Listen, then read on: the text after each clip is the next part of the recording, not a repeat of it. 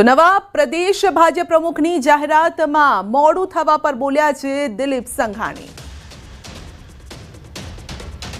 ભારતીય જનતા પાર્ટીમાં ક્યારેય કોઈ પેશ અટવાતા નથી।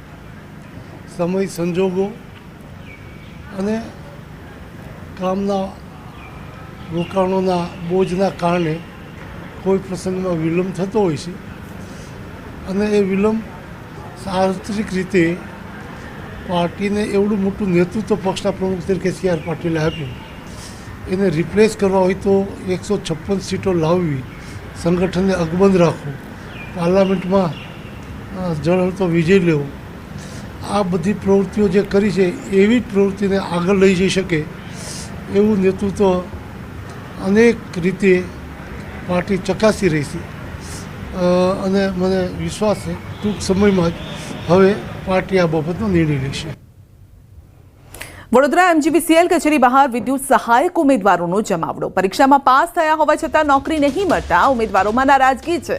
રેસકોર્સ સર્કલ ખાતે આવેલી MGVCLની મુખ્ય કચેરી બહાર ઉમેદવારો એકત્રિત થઈને વિરોધ કર્યો। પરીક્ષામાં પાસ થયેલા ઉમેદવારોને વિદ્યુત સહાયકની ઇલેક્ટ્રિકલ આસિસ્ટન્ટ તરીકે નિમણૂક આપવા માટે માંગ કરાઈ રહી છે। ઉમેદવારોનો જમાવડો થતાં ચુસ્ત પોલીસ બંદોબસ્ત પણ ગોઠવાયો છે। વાંસદાના ધારાસભ્ય અનંત પટેલે ઉમેદવારોને ટેકો જાહેર કર્યો। ઉમેદવારોની માંગ છે કે FRT કોન્ટ્રાક્ટ પ્રથા રદ કરો, કાયમી ભરતી કરો। 3250 ઉમેદવારોએ પરીક્ષા આપી અને 1300 પાસ થયા છે। હાલમાં 79 લોકોની ભરતી કરી છે અને દાહોદ, મહીસાગર, વડોદરા, પંચમહાલ, છોટાઉદેપુર, આણંદ, ખેડા સહિત અનેક જિલ્લાઓમાં ઉમેદવારો વિરોધમાં જોડાયા છે। આ તમામ જગ્યાએથી ઉમેદવારો આવ્યા છે।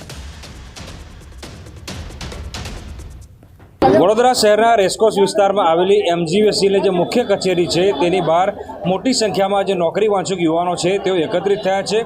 યુવાનોનો આરોપ છે કે તેમના દ્વારા પરીક્ષા આપવામાં આવી, પરીક્ષા પાસ પણ કરી લીધી, પરંતુ તેમ છતાં તેમને વિદ્યુત સહાયક તરીકેની જે નોકરી છે તે મળી નથી અને એક તરફ રોજગારીની વાતો વચ્ચે યુવાનો નોકરી માટે વલખા મારી રહ્યા છે, તેનો જીવતો જાગતો આ પુરાવો છે।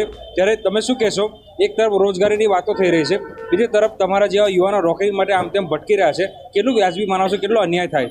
અમે અત્યાર સુધી ઘણીવાર રજૂઆત કરી ચૂક્યા હતા। અમારી ભરતીને જૂન 2022માં અમારા જોડે ફોર્મ ભર્યા હતા, ઓનલાઈન રજિસ્ટ્રેશન થયું છે, અત્યાર સુધી એક્ઝામ લેવાનું નથી। અમે JCCLમાંથી આવીએ છીએ।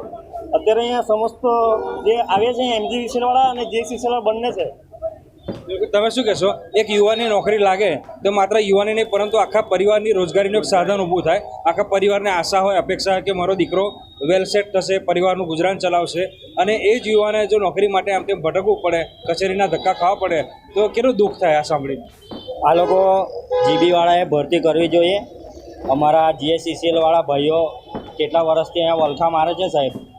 હવે 800 જણાની ભરતી હતી હમણાં સુધી, એ લોકોએ નથી પરીક્ષા લીધી, કંઈ જણાવ્યું નથી। અહીંયા કેટલી વાર અમે આવીને ગયા અહીંયા, એ લોકોએ ભરતી કરવી જોઈએ। અમારા ગરીબ યુવાનોનું જોવું જોઈએ એ લોકોએ। બિલકુલથી તો ગરીબ યુવાનો તરફ જોવું જોઈએ। તમે શું કહેશો? ગરીબ યુવાનો તરફ જોવાની વાત છે પરંતુ ગરીબો તરફ કોઈ જોતું નથી, એનો આ દાખલો માનો છો?